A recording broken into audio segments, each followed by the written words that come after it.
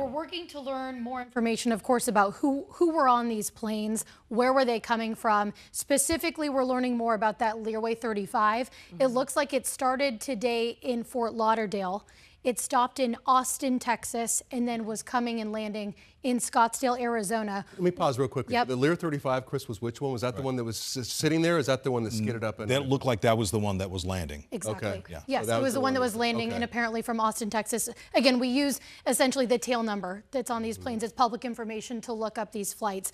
We know that that plane is registered to a company called Chromed in Hollywood, Inc. It's a company that is based out of Franklin, Tennessee. Again, we do not know who was on board that plane, but we know that it is a registered plane out of Franklin, Tennessee. And what does that, do you know what that company does? We're working to learn more information about it. And again, just knowing the owner, the company that owns the plane doesn't necessarily mean the person who owns that company was on board that plane, but at least it gives us a little bit of information about who this plane belongs to and where it was coming from earlier today. Do we know who it belongs to? We're still working on that. But again, the company is called Chromed in Hollywood, Inc. And it looks like it started its day in Fort Lauderdale, then made its way to Austin, Texas, and then was coming here to Scottsdale. For a refueling, is that what you would think would happen in Austin, or can they make it all the way here? Lear 35, I'm not sure of the range of that aircraft, but that sounds pretty plausible. And it's also important to point out that even though the registered owner is attached to that tail number, they may charter it out and lease it out to other groups or other companies. So they'll pay for it? So yeah, certainly. So there's under the federal aviation regulations, Part 135, which is on-demand charter, which a lot of companies do to help defray the cost of owning a jet like this. And this is that And plane that's we were the plane talking there about. that you're looking at. Again, using that tail number there that's on the side of that plane, you can see kind of some flames on the back side of it as well. And we are still working to learn more about, of course, the second plane that it appears was parked and may have been hit by this plane. We're told that that was, again, a business jet. We don't really have a lot of information yet about who technically was the owner, if it was a company, that charters out planes. Obviously, this past weekend was a very, very busy weekend at this airport. Right, so with many the people Phoenix with the Phoenix Open. right. A lot of, high rollers are chartering planes and are flying in and out of town. And today would be a day that likely a lot of folks that may have been at the tournament would have been. Yeah, been flying Scottsdale out. Airport is notoriously known for having the most private jets, landed there, sitting there in the whole country because of the WM Phoenix Open. Yeah. And Super Bowls and things like that. So this is a different angle than we've seen before. So I'm looking at the front end of this jet, and is that red cloth, do you believe that's the covering for maybe the person who's deceased in there, or is that red cloth part of the plane itself? No, that wouldn't be part of the aircraft. It's probably something that was put there by the first responders showing up on scene. So chances are the person who lost their lives in this crash could still be on that plane. It's very possible. Right. And they're talking about an extrication that hasn't taken place yet. We don't know if that is the fatality or not, or if that person has already been removed. Right, because we have, you can see it on our screen there, we have 1 dead, 3 hospitalized, but we do know there was a total of 5, so we're still waiting on the condition of that 5th person there. All right, let's get out to Gabriella Becerra, who's been at the scene since shortly after this crash happened. What are you seeing, Gabby, and do you have any new information for us? That they were working to extricate that 5th person. It's unknown which plane they were on or what condition they were in, how they were injured, but as you can see now, still dozens of emergency crews still on scene, countless fire trucks and police officers are out there working to make sure everyone is accounted for, everyone gets off the plane. We know several people, 3 people were taken to the hospital already with a range of injuries. 1 person died instantly out here, but again, right now the focus from these emergency crews is making sure that they're able to extricate that last person from the plane and make sure that they are treated and taken to the hospital if needed. We're expecting to get more updates from officials on what exactly happened. We know the FAA is out here, unknown if the NTSB is out here quite yet to investigate what happened. But when we did hear from fire officials earlier and airport officials, they seem very shaken by what has happened here today.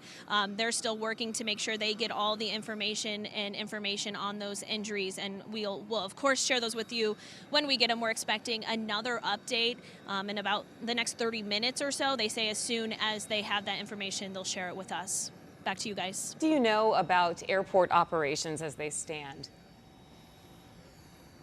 Well, as of right now, we're told that the airport is shut down, especially this runway, but we do see other planes out here. I see one plane that appears to be like they're deboarding, it looks like, just to the right of us. My photographer, Nick, is going to give you guys a look. So there's still... it's very active out here. I saw planes moving around, but again, we haven't seen anyone taking off or landing in the last several hours since we've been here. Hey, let me ask you this. You reported about the extrication, I guess about 4:30 or so. And since you've been out there, have you seen any ambulances leave? Because as we're looking at that one plane, it didn't look like there was, at least from our angle, anybody still working that. Or do you believe that other victim maybe is out already? Or still It's in the hard plane? for me to say for sure if that person was extricated. Still just a massive police presence. We haven't necessarily seen anyone coming or going. I wouldn't want to say if they were transported yet or not, especially since we are quite a distance away here, just across the way from that area. So we're hoping to get an update on if that person was safely extricated or not in the next half hour or so. All right, Gabby, thank you very much for that live update there out at Scottsdale Airport. We want to bring in Bianca Buono once again. Again, there's a lot of unanswered questions right now, but you do have some answers about the aircraft that was coming in for landing. Yeah, exactly. And really not much new. But again, it's good information for us to know and for folks to know as they're investigating and will soon investigate what exactly happened here. But again, that Learjet 35A plane, it looks like it began its day in Fort Lauderdale, Florida, and then stopped in Austin, Texas, and then landed here in Scottsdale. And that is apparently when that issue occurred. Again, it's not exactly clear exactly what happened and caused this, but clearly some sort of problem. And then again, the registered owner is appearing to be a company called Chromed in Hollywood, Inc. That is a company that is based out of Franklin, Tennessee. Okay. So again, we could eventually find out who owns that company. As we pointed out, it doesn't mean that the person who owns that company was on board that plane, but just information that we're trying to gather right now. Right, and it looks like now that's the plane that got hit into. Well, that's a different angle too there. So now we can see the damage on the back of, what is that model plane again, Chris?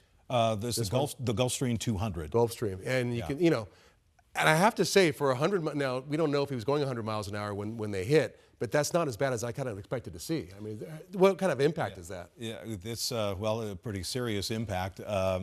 You know, it's hard to tell just looking at what we're looking at.